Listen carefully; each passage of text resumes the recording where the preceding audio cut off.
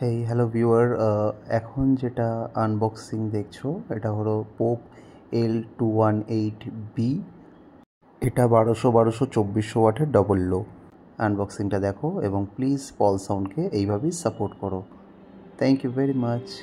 Unboxing ভিডিওটা আশা করি তোমাদের সকলের খুবই ভালো লাগবে এবং পারচেস যদি করতে হয় কলকাতা চিন্টু দা, যার নাম্বার ওপরে ফ্ল্যাশ করছে, আশা করি তোমরা দেখতে পাবে।